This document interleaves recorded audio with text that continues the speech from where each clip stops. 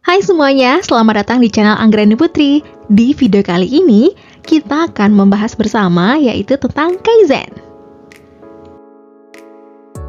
Kaizen adalah filosofi dan pendekatan manajemen yang berasal dari Jepang, yang berfokus pada perbaikan berkelanjutan atau continuous improvement.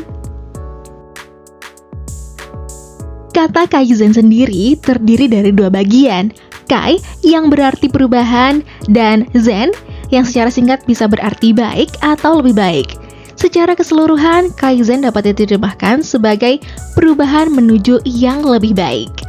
Konsep Kaizen pertama kali diterapkan secara luas dalam konteks manufaktur pada perusahaan Jepang, terutama di Toyota, dan telah menjadi dasar dari banyak sistem produksi modern seperti Lean Manufacturing dan Six Sigma.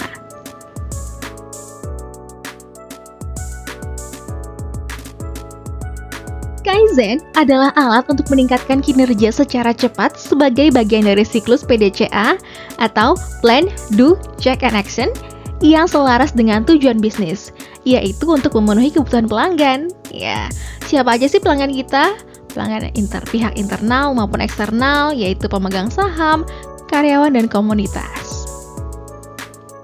PDCA atau Plan, Do, Check, and Act ini adalah siklus perbaikan berkelanjutan yang digunakan dalam Kaizen.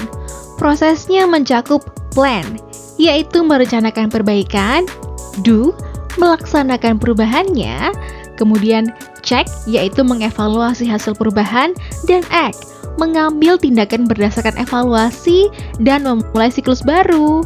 Dari act, kemudian kita plan lagi, dan begitu seterusnya. Perubahan yang secara kecil, yang secara berkelanjutan kita lakukan demi tercapainya hal yang lebih baik lagi. Why Kaizen? Because Kaizen is the secret of Japanese productivity. Prinsip dasar Kaizen sendiri, yang pertama ada perbaikan berkelanjutan. Artinya, Kaizen menekankan pentingnya melakukan perubahan kecil namun konsisten yang berfokus pada efisiensi dan kualitas. Bahkan, perubahan kecil yang dilakukan secara teratur dapat memberikan dampak besar dalam jangka yang panjang. Kedua, partisipasi semua pihak. Artinya, Kaizen melibatkan semua karyawan dalam organisasi, dari level manajer hingga pekerja lapangan. Semua pihak diajak untuk berkontribusi dalam menemukan cara untuk meningkatkan proses kerja.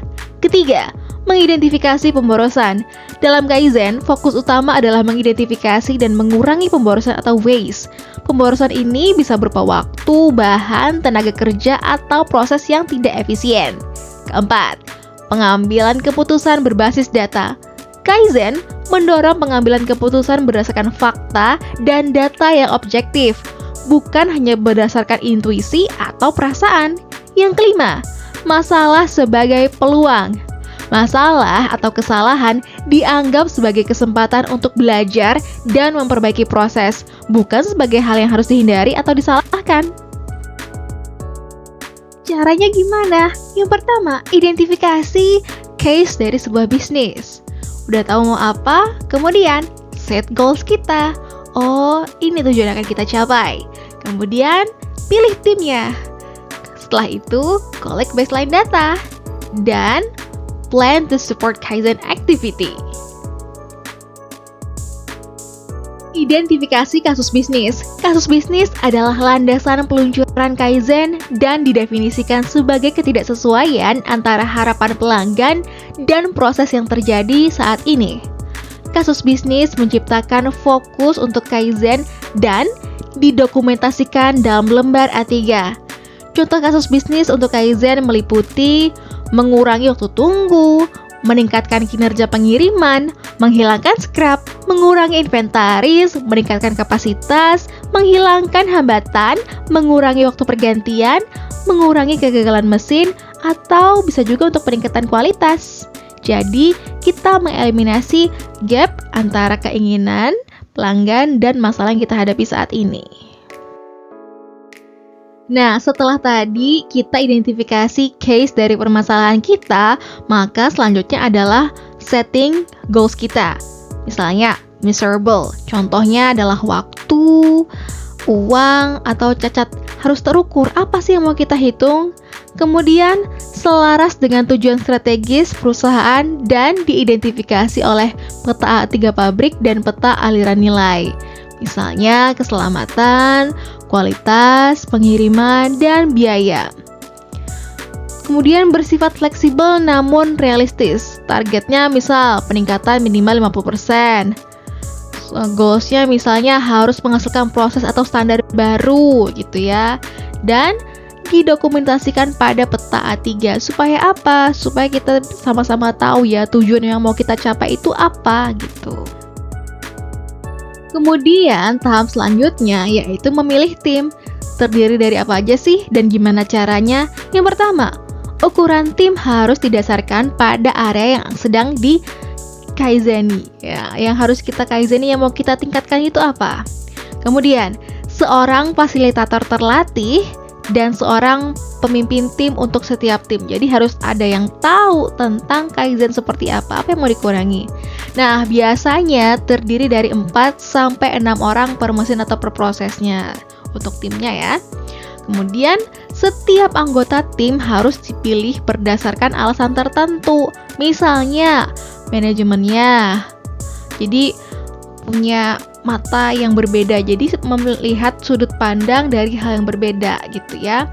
Pelanggan dan pemasok gitu ya, baik internal maupun eksternal, atau terdiri dari pakar atau ahli gitu ya, orang-orang yang benar-benar melakukan pekerjaan itu, bagian pemeliharaan, dan agen perubahan. Biasanya timnya terdiri dari itu. Identifikasi masalah udah, kemudian goals kita udah ditetapkan, tim juga udah terpilih. Selanjutnya adalah mengumpulkan data dasar. Data dasar dikumpulkan untuk mendokumentasikan kondisi terkini dan membantu dalam menetapkan tujuan.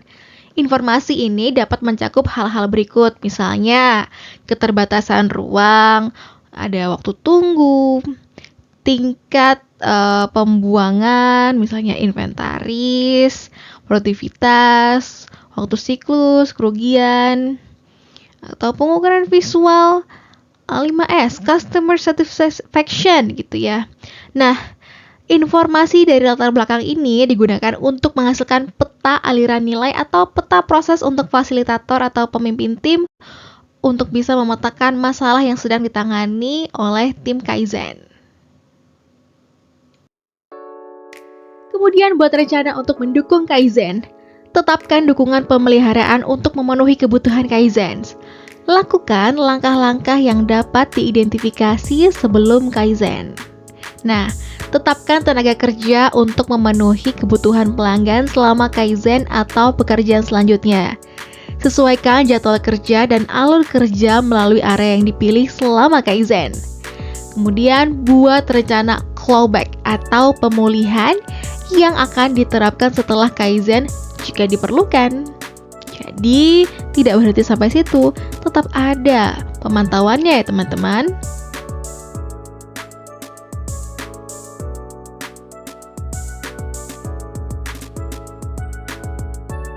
Nah, gambar ini menunjukkan tahapan dari Kaizen yang merupakan pendekatan manajemen untuk peningkatan berkelanjutan. Berikut langkah-langkahnya.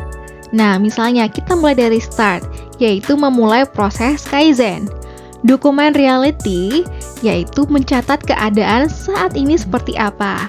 Lanjut ke identify ways, artinya mengidentifikasi pemborosan atau hal-hal yang tidak efisien. Kemudian, plan countermeasure, merencanakan langkah-langkah yang akan diambil untuk mengatasi masalah. Kemudian, reality check, memeriksa apakah langkah yang diambil efektif. Kemudian yang keenam adalah make change, melakukan perubahan sesuai dengan rencana. Verify change, artinya memastikan perubahan yang dilakukan berfungsi dengan baik. Kemudian selanjutnya measure results, yaitu mengukur hasil dari perubahan yang diterapkan. Yang kesembilan, make this the standard, menjadikan perubahan yang berhasil sebagai standar baru. Kemudian celebrate, merayakan keberhasilan yang dicapai. Tentunya tadi udah kita lakukan ya, tentu perlu ada perayaannya. Nah, kemudian ada do it again, mengulangi langkah-langkah tersebut untuk terus meningkatkan proses. Hasil akhirnya adalah a new way of work, cara kerja yang baru. Ini menunjukkan bahwa Kaizen adalah siklus berkelanjutan untuk memperbaiki dan meningkatkan proses. Dokumen reality dalam proses Kaizen. Tujuan dari tahap ini adalah untuk mendokumentasikan proses yang sedang berjalan saat ini agar kita dapat memahami cara proses dilakukan pada saat ini. Bahkan sebelum proses Kaizen diterapkan, berikut adalah elemen-elemen yang perlu didokumentasikan. Yang pertama, observation sheet. Lembar observasi untuk mencatat bagaimana pekerjaan tersebut dilakukan. Kedua, standard work combination table. Tabel yang menggambarkan kombinasi pekerjaan standar yang dilakukan oleh operator. Ketiga, balance table. Tabel yang membantu untuk menyeimbangkan proses dan waktu kerja. Layout adalah tata letak area kerja yang menunjukkan aliran proses. Nah, ini 5S dan safety audit, yaitu evaluasi terhadap penerapan prinsip 5S: short, set in order, shine, standardize, sustain, dan audit keselamatan. Yang keenam, process definitions. Volume, mix, difficult levels. Ini adalah definisi proses yang mencakup volume, campuran tugas, dan tingkat kesulitan.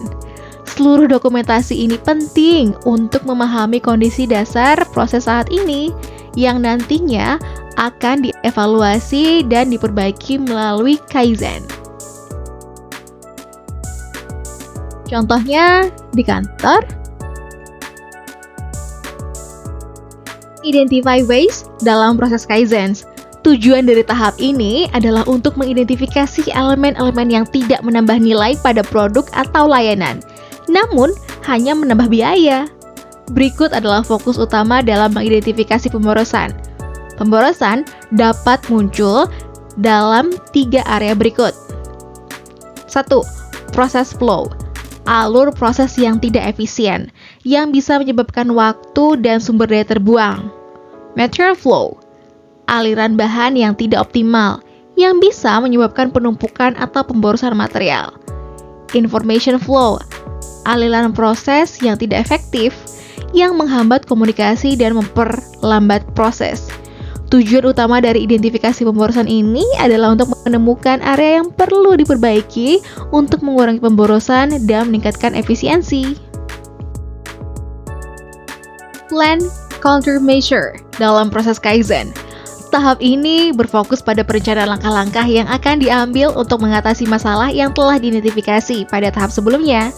Berikut adalah prinsip-prinsip yang dijelaskan dalam tahap ini. Yang pertama, fokus pada tindakan yang dapat dilakukan dalam Kaizen, yaitu mencari solusi yang dapat diterapkan langsung tanpa terlalu banyak perencanaan atau analisis yang berlebihan. Kedua, berpikir dalam batasan proses lean yang ideal. Single piece flow, yaitu mengutamakan aliran satu produk dalam proses, bukan batch produksi. Kemudian minimum inventory, mengurangi persediaan seminimal mungkin untuk menghindari pemborosan ruang dan biaya. At fact time, memastikan produksi dilakukan sesuai dengan waktu yang dibutuhkan untuk memenuhi permintaan.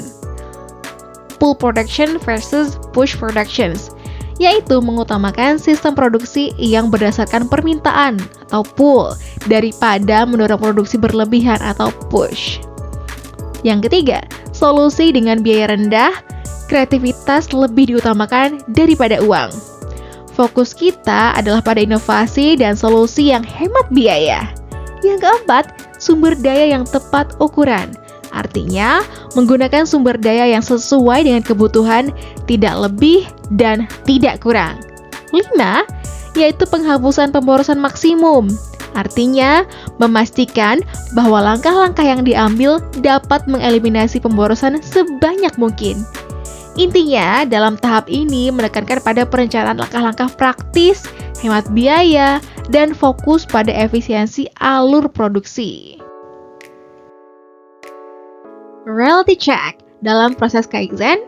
Pada tahap ini, tim melakukan pengecekan terhadap langkah-langkah yang telah direncanakan untuk memastikan bahwa semua solusi yang diusulkan sudah benar dan sesuai dengan prinsip Lean.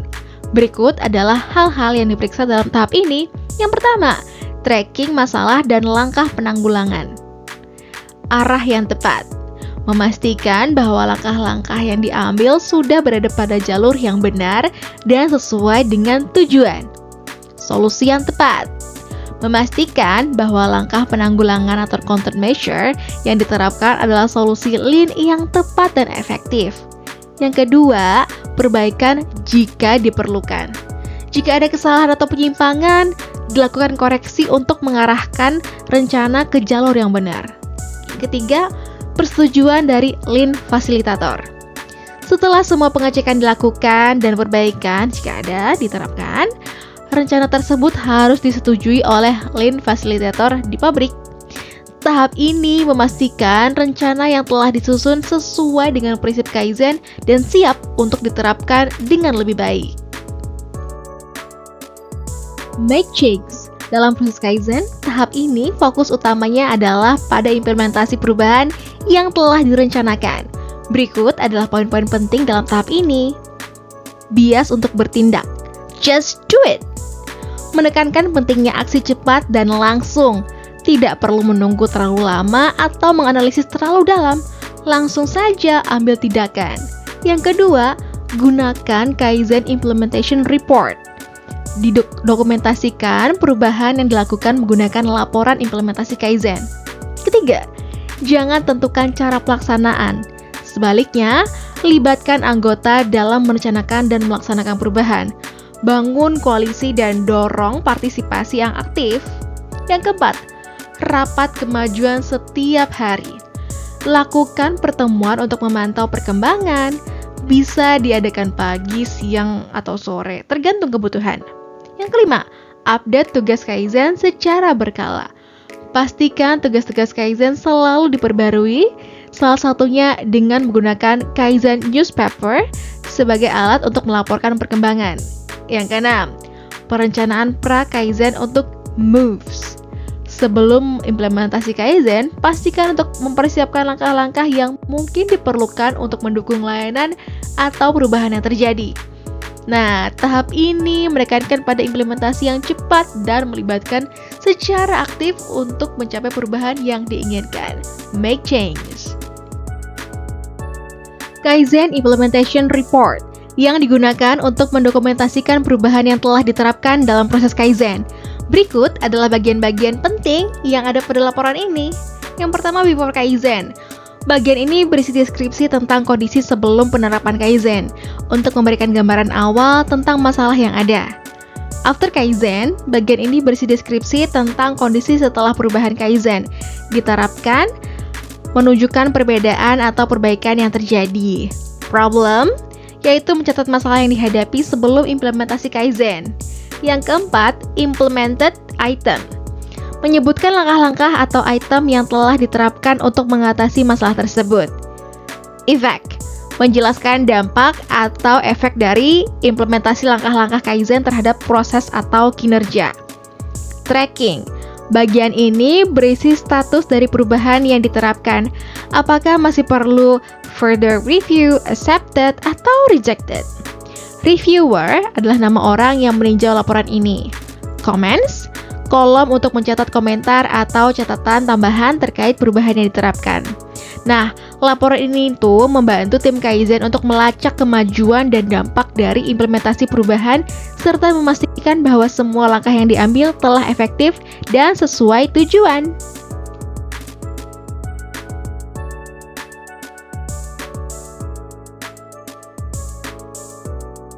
Measure result. Dalam proses Kaizen, tahap ini fokus utamanya adalah mengukur dan mengevaluasi hasil dari perubahan yang telah dilakukan. Berikut adalah beberapa pertanyaan yang perlu dijawab untuk mengukur hasil perubahan. Yang pertama, did waste get eliminated? Apakah pemborosan berhasil dihilangkan? Ini mengevaluasi apakah tujuan utama Kaizen tercapai, yaitu mengurangi pemborosan. Kedua, can improvements be sustained? Apakah perbaikan yang dilakukan dapat dipertahankan dalam jangka panjang? Yang ketiga, are improvement aligned with the business objective? Apakah perbaikan yang dilakukan sejalan dengan tujuan bisnis atau organisasi? Yang keempat, is there a possibility of negative unintended consequences? Apakah ada kemungkinan dampak negatif yang tidak diinginkan dari perubahan yang dilakukan? Kelima, were Kaizen and individual improvement objective achieved? Apakah tujuan Kaizen secara keseluruhan dan tujuan perbaikan individu tercapai? Nah, tahap ini penting untuk memastikan bahwa semua perubahan yang diterapkan tidak hanya efektif dalam jangka pendek, tapi juga memberikan hasil yang berkelanjutan dan mendukung tujuan bisnis. Make this the standard.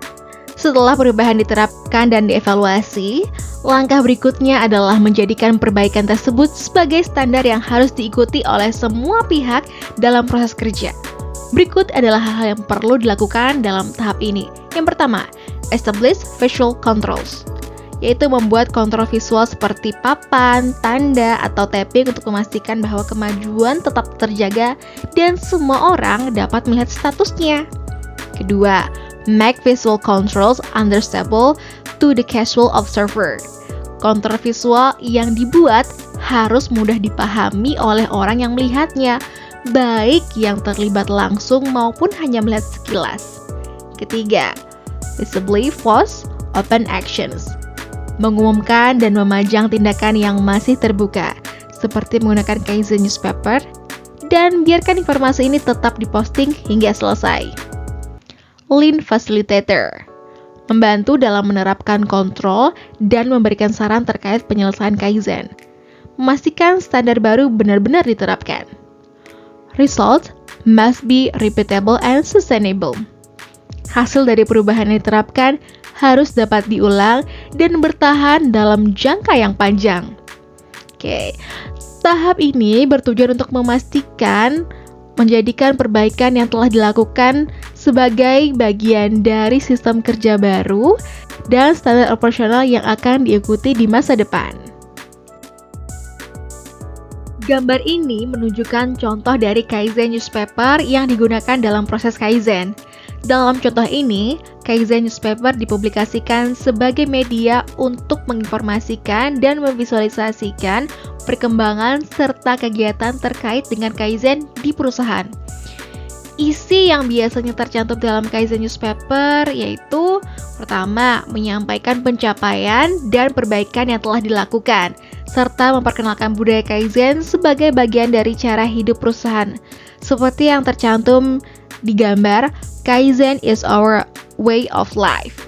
Kedua, memberikan informasi terkait program atau acara yang berhubungan dengan Kaizen, seperti program lingkungan atau kegiatan perusahaan. Ketiga, menggunakan media visual yang menarik agar pesan yang disampaikan dapat mudah dipahami oleh semua karyawan.